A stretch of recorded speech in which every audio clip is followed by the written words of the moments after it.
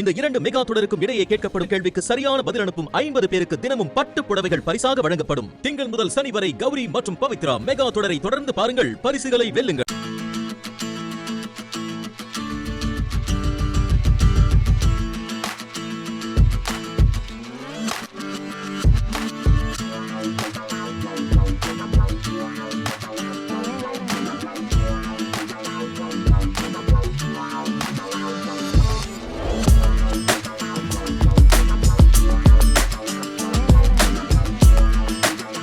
வணக்கம் நண்பர்களே, இன்னும் ஒரு இனிய காலை பொழுதில் தீதும் நன்றும் நிகழ்ச்சியில் உங்களை சந்திப்பதில் மிக்க மகிழ்ச்சி அடைகிறேன்.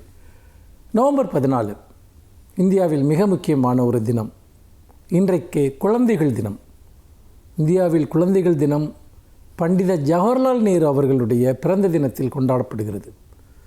அதாவது இன்றைக்கு குழந்தைகளுடைய மனதில் இன்றைக்கும் நேரு மாமா என்ற அன்போடு அழைக்கக்கூடிய நேரு அவர்களினுடைய அந்த நெஞ்சில் தாங்கிய ரோஜா மலர் போன்ற குழந்தைகளினுடைய தினமாக இன்றைய தினம் கொண்டாடப்படுகிறது.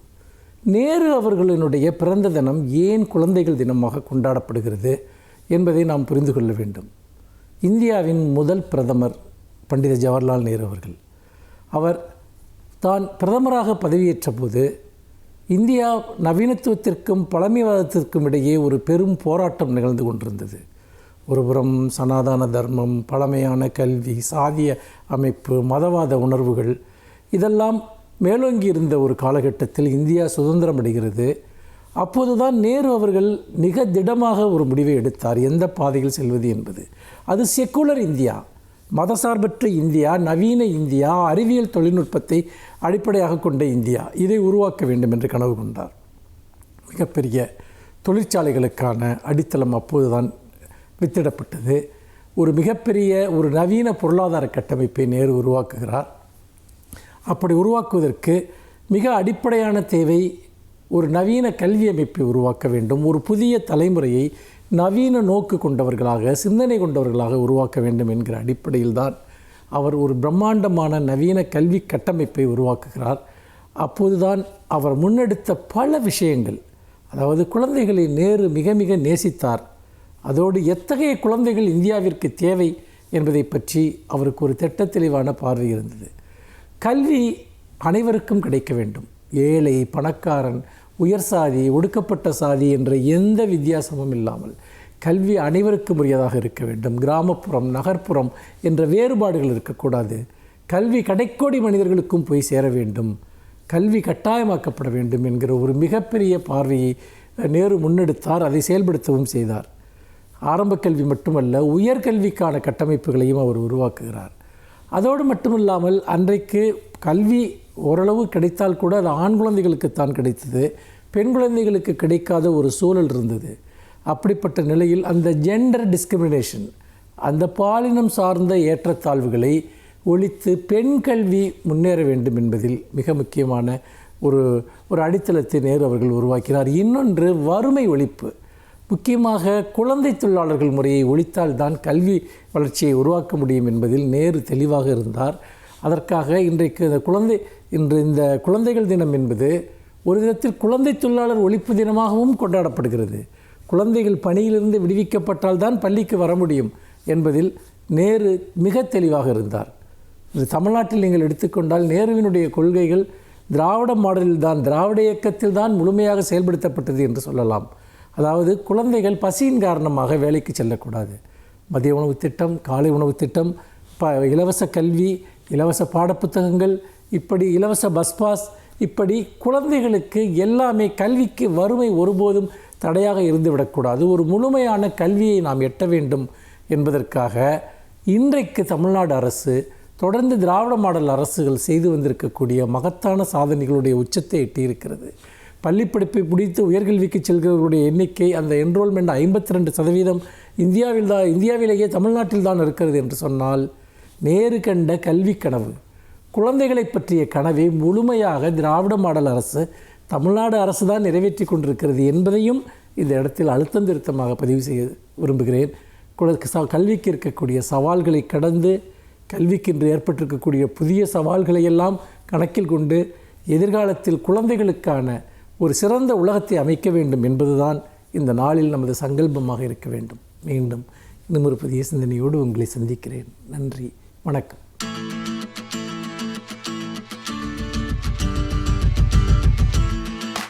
அனைவருக்கும் என் அன்பு வணக்கம். நவம்பர் 14 குழந்தைகள் தினம் என்று இந்தியா கொண்டாடுகிறது. அது நேரு அவர்களினுடைய பிறந்த நாள். ஆங்கிலேயரிடமிருந்து இந்தியா விடுதலை பெற்ற அந்த நிமிடத்தில் அடுத்து இந்த நாட்டின் எதிர்காலம் என்னவாக இருக்கும் என்கிற கேள்வி எல்லோரிடமும் இருந்தது. ஆனால் காந்தியார் அவர்கள் தலைமை பொறுப்புக்கு வருவதற்கு உடன்படவில்லை. சரியாக சொன்னார், அவர் இந்த விடுதலை நாள் விழா கொண்டாட்டங்களில் கூட கலந்து கொள்ளவில்லை. காந்தியாரும் எல்லை காந்தி என்று அழைக்கப்படுகிற கான் அப்துல் கஃபார் கானும் நவகாடி பகுதியிலே அன்றைக்கு பயணம் செய்து கொண்டிருந்தார்கள். அங்கே மத கலவரம் ஏற்பட்டிருந்த நேரத்தில் அங்கே அதனை சமரசம் செய்வதற்காக அவர்கள் அந்த பகுதியிலே நடந்து கொண்டிருந்தார்கள். இங்கே யார் அடுத்த தலைவர், யார் பிரதமர் என்ற கேள்வி எழுந்தது. 2 பேருக்கு இடையில் ஒருவர் என்பது மட்டும் அன்றைக்கு அறியப்பட்ட செய்தியாக இருந்தது. ஒன்று ஜவஹர்லால் நேரு, இன்னொருவர் வல்லபாய் பட்டேல். நேரு அல்லது பட்டேல், இருவரில் ஒருவர் என்கிற நிலை இருந்தபோது காந்தியார் தான் மிக தெளிவாக அந்த முடிவை எடுத்தார். மிக நல்ல வாய்ப்பாக இந்தியாவின் பிரதமராக நேரு அமர்த்தப்பட்டார். வல்லபாய் பட்டேலினுடைய அந்த அறிவு நுட்பத்தை, திறமையை நாம் குறைத்து மதிப்பிடவில்லை. இருந்தாலும் வல்லபாய் பட்டேல் ஒரு மத சார்புடையவராகவே இருந்தார். அவருடைய பார்வை, அவர் எந்த நேரத்திலும் அவருடைய செயல்பாடு எல்லாம் ஒரு பக்க சார்புடையதாக இருந்தது. இந்த நாடு பல்வேறு தரப்பட்ட மக்களை, பல்வேறு தேசிய இனத்தினரை, பல்வேறு மதத்தினரை, பல்வேறு மொழியினரை உட்கொண்டிருக்கிற நாடு. எனவே அனைவரையும் அரவணைத்து செல்லவில்லை என்றால் இந்த நாடு எப்போதோ சிதறுண்டு போயிருக்கும். எனவே அப்படிப்பட்ட ஒருவராக ஜவஹர்லால் நேரு அவர்களை கண்டறிந்து பிரதமராக ஆக்கிய காந்தியாருக்கு நாம் ஒரு விதத்தில் நன்றி சொல்ல வேண்டும். நேரு தான் அனைத்து பகுதியினரோடும் சேர்ந்து, நேருவிடத்திலேயும் பல குறைகள் உண்டு, நேருவை பற்றிய விமர்சனங்கள் உண்டு. ஆனால் நேருவினுடைய பரந்துபட்ட படிப்பு, விரிந்த அறிவு, ஒரு நிர்வாகத்திறன், இத்தனையும் அவரை மேம்படுத்தியது. அவர் மூலமாக இந்த நாட்டினுடைய ஒரு உறுதியான நிலைக்கும் அது வழிவகுத்தது. நேருவுக்கு கொஞ்சம் இந்த சோஷலிசம், அந்த சமன்மை என்கிற தத்துவத்திலே ஒரு சாய்வு உண்டு. என்ன வியப்பு என்றால், அவர் காஷ்மீரில் ஒரு பார்ப்பனர் சமூகத்திலே பிறந்தவர். வல்லபாய் பட்டேல் பார்ப்பனர் அல்லாத சமூகத்திலே பிறந்தவர். ஆனாலும் வல்லபாய் பட்டேல் இடத்தில் அந்த பார்ப்பனிய சிந்தனைகள் ஆழமாக இருந்தன. நேரு அதிலே இருந்து வெளியில் வந்தவராக இருந்தால், ஒருவேளை வெளிநாட்டில் படித்ததால் ஏற்பட்ட அந்த ஒரு பரந்துபட்ட பார்வை அவரிடத்திலே இருக்கலாம்.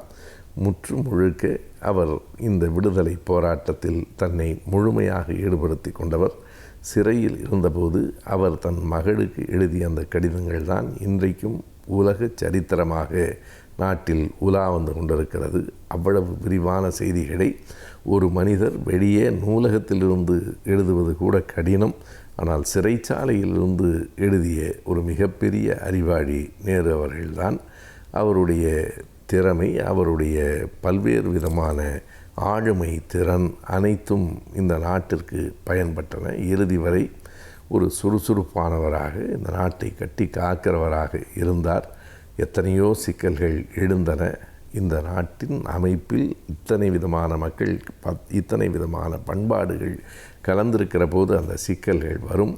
அவை எல்லாவற்றையும் நேரு சரியாக தீர்த்து விட்டார் என்று சொல்ல முடியாது என்றாலும் அவரால் இயன்ற வரையில் மிக தெளிவாக அவர் அதனை கையாண்டார். 47 இருந்து அவர் இறந்து போகிற நாள் வரையில், 63 வரையில் அவர்தான் இந்தியாவின் பிரதமராக இருந்தார். ஜவஹர்லால் நேருவினுடைய பிறந்த நாள் நவம்பர் 14.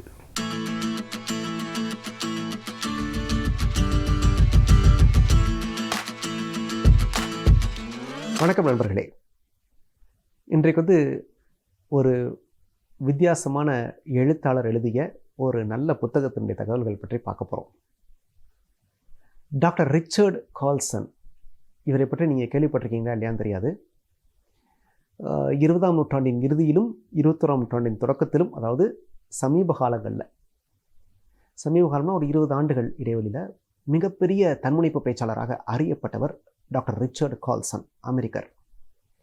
இவர் எழுதிய ஒரு அற்புதமான புத்தகம் 1997 வெளிவந்த புத்தகமாக இருந்தால் கூட நம்ம 23-24 ஆண்டுகள் கழிச்சு நீங்கள் பார்க்குறப்ப கூட புதுசாக ஃப்ரெஷ்ஷாக இன்றைக்கும் பயன்படக்கூடிய நிலையில் இருக்கக்கூடிய ஒரு அற்புதமான புத்தகம், மிக அதிக விற்பனையான புத்தகம். அந்த புத்தகம் பற்றி தான் பார்க்க போகிறோம். Don't sweat for small stuff. Don't sweat for small stuff அப்படின்னா சின்ன சின்ன விஷயங்களுக்காக ரொம்ப அழுத்துக்காதீங்க அப்படின்றதான் சொல்கிற விஷயம். அப்படின்னா என்னென்னா, உங்களுடைய இலக்கை அடைகிற போது நிறைய மெனக்கெட்டு ஸ்ட்ரெஸ்ஸை வளர்த்துக்கலாம் செய்யாதீங்க, ரிலாக்ஸாக இலக்கை அடைங்க அப்படின்றதான் அந்த புத்தகத்துடைய சாராம்சம். இது மக்களுக்கு நிறைய பிடிச்சி போச்சு இந்த புத்தகம். அதனால் 135 நாடுகளில் அந்த புக்கு வித்துட்ருக்கு. 31 மொழிகளில் மொழிபெயர்க்கப்பட்டிருக்கு. நியூயார்க் பெஸ்ட் செல்லிங் லிஸ்ட்டில் 2 வருஷம் முதல் இடத்துல இருந்தது. அந்தளவுக்கு புகழ்பெற்ற புத்தகம் don't sweat the small stuff. அதாவது அதுவரை வந்த புத்தகங்கள்லாம் என்ன சொல்லிட்டு இருந்தாங்கன்னா, இலக்கை அடையணும், வாழ்க்கையில் வெற்றி பெறணும்னா கடுமையாக உழைக்கணும், மிகப்பெரிய ரிஸ்க் எடுக்கணும் அப்படின்லாம் சொல்லிட்டு இருந்தாங்க. அந்த சித்தாந்தத்தை போட்டு உடைச்சிட்டு டாக்டர் ரிச்சர்ட் கால்சன் என்ன சொல்கிறாரு, ரிலாக்ஸ்டாக இலக்கை அடையலாம்ப்பா, இலக்கை அடைவது என்பது அவசியம்தான், மெனக்கட்டுக்க வேண்டியதில்லை, ரிலாக்ஸ்டாக பண்ணலாம், ஸ்ட்ரெஸ் இல்லாமல் இலக்கை அடையலாம், அதுக்கு நான் வழி காமிக்கிறேன் வாங்க அப்படின்னு சொல்லி எழுதின புத்தகம் தான் இந்த புத்தகம். இந்த புத்தகம் ரொம்ப ஒரு எளிமையான நடையில் எழுதப்பட்டிருக்கூடிய புத்தகம், ஒரு அருமையான புத்தகம், படிப்பவருக்கும் எளிய முறையில் நம்மளும் அடையலாமே நம்ம இலக்கை அப்படின்னு யோசிக்க வைக்கிற புத்தகம். இந்த புத்தகத்தில் என்ன சொல்கிறார் அப்படின்னா, ரொம்ப அடிப்படையில் சொல்லணும்னா, நல்ல மனிதராக இருங்க, ரொம்ப ஸ்ட்ரெயின் எடுத்துக்காதீங்க, நீங்கள் இலக்கை அடைய வேண்டும் என்பது அவசியம்தான், அதுக்கு ரொம்ப கஷ்டப்படாதீங்க, ரிலாக்ஸ்டாக இலக்கை அடைங்க, அதே சமயம் மனிதாபிமானத்தோட வாழ்க்கையை வாழுங்க, உங்களுடைய வேலைகளில் நிறைய விஷயங்களை நீங்கள் குறைச்சிக்கோங்க, தேவையில்லாமல் நிறைய நீங்கள் எல்லாருக்கும் அது பண்ணுறேன் இது பண்ணுறேன் போய் ஒம்பள மாட்டிக்காதீங்க, நேரத்தை இழந்துடாதீங்க, ஸ்ட்ரெஸ்ஸை இழுத்துக்காதீங்க, நீங்கள் உங்கள் செயல்களை திரும்ப திரும்ப திரும்ப அனாலிசிஸ் பண்ணி நீங்கள் செய்கிற கரெக்டாக யோசிச்சு பண்ணுகிற போது வாழ்க்கை இன்பமாக இருக்கும், எளிமையாக நீங்கள் இலக்கை அடைய முடியும் அப்படிங்கிறார். நிறைய உதாரணங்கள் சொல்கிற சில முக்கியமான விஷயங்களை சொல்கிறேன். என்ன சொல்கிறாரு, நம்ம நம்முடைய லீடர்ஷிப் குவாலிட்டி காமிக்கிறக்காக நான் நிறைய பேருக்கு உதவ போகிறேன், நிறைய பிரச்சனைகளை தீர்க்க போகிறேன் அப்படிலாம் போய் நமக்கு சம்மந்தம் இல்லாத நிறைய விஷயங்களை தலையிடுறோம். நமக்கு சம்மந்தமே இல்லாத அரசியலை பற்றி நிறைய நேரம் பேசுகிறோம், திரைப்படங்களை பற்றி நிறைய நேரம் பேசிகிட்டு இருக்கோம், நிறைய கட்ட பஞ்சாயத்து பண்ணுறோம், நிறைய பேர் நான் உதவ போகிறேன் பேர் வழின்னு போய் அவங்க பிரச்சனையில் மூக்க நுழைக்கிறோம், அவங்க அனுமதி இல்லாமல் அவங்க பிரச்சனையை தீர்க்கிறேன்னு சொல்லி அவங்களை உதவ போகிறோம். இதெல்லாம் தேவையில்லாத பிரச்சனைகளை உங்களுக்கு இழுத்து போடும், உங்களுடைய வாழ்க்கையை நிம்மதியை குறைத்து விடும். அதுக்காக பிறருக்கு உதவவே கூடாது, பிறருடைய பிரச்சனையை நீங்கள் தீர்க்கவே கூடாதுன்னா சொல்ல வரல. யாராவது உங்களை தேடி வந்தாங்கன்னா அவங்களுக்கு மட்டும் சின்ன சின்ன உதவிகளை பண்ணுங்க. ஏன்னா அவங்களுக்கு உதவ வேண்டும் என்பது உங்களுடைய வாழ்க்கையை நோக்கமாக இருக்க முடியாது. உங்கள் வாழ்க்கையில் ஒரு இலக்கு இருக்குன்னா அந்த இலக்கை அடையிறது தான் உங்கள் நோக்கமாக இருக்க முடியும். ஆக அந்த இலக்கு என்ன, அது சார்ந்து நீங்கள் பயணிக்கலாம். பயணிக்கிறப்ப ரொம்ப வேகம்லாம் தேவையில்லை, நிதானமாக ரிலாக்ஸ்டாக அந்த இலக்கை சென்றடைகிற பயணமும் இனிமையாக இருக்க வேண்டும். இலக்கை அடைஞ்ச பிறகு தான் சந்தோஷமாக இருப்பேன் நீங்கள் இருக்க வேண்டிய அவசியம் இல்லை. இலக்கை நோக்கி பயணிக்கிற பயணமும் மகிழ்ச்சியானதாக இருக்க வேண்டும், ரிலாக்ஸ்டாக பண்ணுங்க அப்படிங்கிறார். யாராவது வந்தாங்கன்னா சின்ன சின்ன உதவிகள் பண்ணுங்கள், அன்பாக காது கொடுத்து கேளுங்க, 4 பேர் பேசுனாங்கன்னா காது கொடுத்து கேளுங்க, அவங்களுக்கு முடிஞ்சால் சின்ன சின்ன உதவிகள் பண்ணுங்கள், அவங்க கேட்டாங்கன்னா பண்ணுங்கள், மனிதாபிமானத்தோடு இருங்க, ஒரு கைண்டாக இருங்க, அதாவது ரூல்ஸ் பேசாமல் ஒரு அன்போடு இருங்க, உங்களை சுற்றி இருக்க மனிதர்களை நேசிக்க கற்றுக்கொள்ளுங்கள். அதெல்லாம் உங்களுக்கு ஸ்ட்ரெஸ்ஸை குறைக்கும், ஒரு நல்ல மனிதராக இந்த உலகத்திற்கு உங்களை எடுத்துக்காட்டும். அதெல்லாம் உங்களை இலக்கு நோக்கி அழைத்து செல்வதற்கான நிறைய பலங்களை கொடுக்கும், பலன்களையும் பலத்தையும் கொடுக்கின்றார். அந்த அளவுக்கு ஒரு அற்புதமான விஷயமாக வாழ்க்கையை அனுபவித்து அந்தந்த நிமிஷங்களில் ரசித்து வாழுங்கள். அப்படி வாழ்ந்தீர்களே ஆனால் வாழ்க்கை இன்பமயமாக இருக்கும் அப்படின்றார். அவர் என்ன சொல்கிறாரு, காரில் போகிறது மாதிரி தான் வாழ்க்கை. இலக்கு வெளியில் இருக்குது, நீங்கள் காருக்குள்ளே இருக்கீங்க, காருக்கு உள்ளே இருந்துட்டு வெளி உலகத்தை பார்க்குறீங்க, வெளி உலகத்தில் இருக்கக்கூடிய விஷயத்தை அடையிறீங்க. அது மாதிரி தான் வாழ்க்கையே இருக்கணும். ஆனால் நம்ம என்ன பண்ணுறோம், தலைகீழாக பண்ணிகிட்டு இருக்கோன்றார். உதாரணத்துக்கு நம்ம படிக்கிறப்பயே நமக்கு என்ன தேவை, நமக்கு என்ன தெரியும், இல்லை நமக்கு என்ன பிடிக்கும் பார்த்து படிக்கிறது இல்லை. எந்த படிப்புக்கு நீங்கள் டிமாண்ட் அதிகம் அதை படிக்கலாமே அப்படின்னு சொல்லி அந்த வெளி உலகத்துக்கு ஏற்ற மாதிரி உங்களை மாற்றிக்க பார்க்குறீங்க. இங்கே தான் பிரச்சனை வருது. உங்களுக்கு என்ன பிடிக்குமோ அதை படிங்க. வேலைன்னு போகிறப்ப எந்த துறையில் இன்றைக்கி வேலை வாய்ப்பு அதிகமாக இருக்குது அப்படின்னு பார்த்து அந்த துறை சார்ந்து ஓடுறீங்க, தேவையில்லை. உங்களுக்கு என்ன வேலை செய்ய பிடிக்குமோ அந்த வேலையை பாருங்கள். கார் வாங்குறப்ப என்ன கார் இன்றைக்கி டாப்பில் இருக்குது அதை நான் வாங்க போகிறேன் அப்படின்றீங்க, தேவையில்லை. உங்களுக்கு என்ன கார் பிடிக்கும், உங்கள் தேவை என்ன, காரில் போகணுமா, எவ்வளோ வேகத்தில் போகணும், அதுக்கான சின்ன கார் இருந்தால் கூட போகிறோம், அதை வாங்கிக்கோங்க. ஆக உலகத்தில் என்ன நடக்குது, இது என்ன பெருசு, இது என்ன பெருசு, அதை நான் வாங்குவேன், இதை நான் வாங்குவேன், வெளியிலேருந்து யோசிக்காதீங்க. உங்கள் உள்ளேருந்து யோசிங்க, உங்களுக்கு என்ன தேவை, இது போருமே, நம்முடைய தேவை, நம்முடைய நோக்கம், நம்முடைய இலக்கை அடைய இது இருந்தால் நல்லா இருக்குமே, இப்படி யோசிங்க. யோசிச்சிங்கன்னா நிம்மதியாக இருப்பீங்க. இழுத்து போட்டுட்டு மன அழுத்தங்களையும் மன ஸ்ட்ரெஸ்ஸு சொல்கிறோம்ல, மன அழுத்தம், ரத்த அழுத்தம் எல்லாம் எல்லாத்தையுமே நீங்கள் உருவாக்கிட்டு கஷ்டப்பட மாட்டீங்க. வாழ்க்கையை அமைதியாக இன்பமயமாக வாழ முடியும் அப்படின்றாங்க. இன்னொன்று, நிறைய பேர்ட்ட பர்ஃபெக்ஷன் எதிர்பார்க்காதீங்க. மக்கள், நம்மளை சுற்றியுள்ள மக்கள் பெர்ஃபெக்டாக இருக்க தான் மாட்டாங்க. அதனால் அதை அக்செப்ட் பண்ணிக்க கற்றுக்கங்க. மனிதர்களை ஏற்றுக்கொள்ள கற்றுக்கொள்ளுங்கள். தேவையில்லாமல் நடு ரோட்டில் சண்டை போடாதீங்க, ஆர்கியூ பண்ணாதீங்க. ஒய்ஃபாக இருக்கலாம், பிள்ளைங்களாக இருக்கலாம், நண்பர்களாக இருக்கலாம். ஆர்கியூ பண்ணுறதுல அர்த்தமே இல்லை. சின்ன விஷயத்துக்கு விட்டு கொடுத்து போயிடுங்க. வேணுமா, ரைட், ஓகே, பண்ணிப்பா, உனக்கு பிடிக்குதா, பண்ணிக்கப்பா. இதில் நான் போய் நின்றுலாம் சண்டை போட வேண்டிய அவசியம்லாம் இல்லை. இப்போ ரோட்டில் போகிறீங்க, ஒருத்தன் மோதிட்டான், சரிப்பா, அடிபட்டுச்சாப்பா, பார்த்து போப்பா, போயிட்டே இருங்க. ஏன் வண்டியில் எப்படி மோதினா, நான் கரெக்டாக தான் வந்தேன், நீ தெரியாமல் வந்தேன்னு சண்டை போட்டுருந்தீங்கன்னா என்ன ஆகும்? அன்னைக்கு பொழப்பு கெடும். அது தேவையில்லைங்கிறார். விட்டு கொடுத்து போங்க. நான் அன்றைக்கி ஒருத்தர் வீட்டுக்கு போய் பார்த்தேன். பேஸ்ட்டு பின்னாடி இருந்து அவர் பிதுக்கிறாரு, பையன் நடுவில் பிதுக்கிறான், சண்டை வருது. பேஸ்ட் எப்படி தான் பிதுக்கணுன்றார். எப்படி பிதுக்கினா என்ன, பேஸ்ட்டு தானே, விட்டு கொடுத்து போங்க. சின்ன சின்ன விஷயங்களை விட்டு கொடுத்து போங்க. அதான் சொல்கிறார், don't sweat for small stuff. சின்ன சின்ன விஷயங்களுக்கு சண்டை போடாதீங்க, சின்ன சின்ன விஷயங்களுக்கு வியர்வை சிந்தாதீர்கள். நீங்கள் பெரிய இலக்கிற்காக பிறந்தவர், பெரிய போர்க்களத்தில் போரிடுவதற்காக நீங்கள் பிறந்தவர். அப்படிங்கிறப்ப சின்ன சின்ன சண்டைகளில் உங்களை தொலைத்து விடாதீர்கள்ன்றார். ரொம்ப அருமையான வாசகங்க, எழுதி வச்சுங்க. சின்ன சின்ன சண்டைகளில் உங்களை தொலைத்து விடாதீர்கள். நீங்கள் பெரிய போர்க்களங்களுக்காக பிறந்தவர். அது ரொம்ப முக்கியம். அங்கே சண்டையிடக்கூடிய போர்க்களம் உங்களுக்கு தகுதி இல்லாதாக இருந்துச்சு, விட்டுட்டு போயிடுங்க.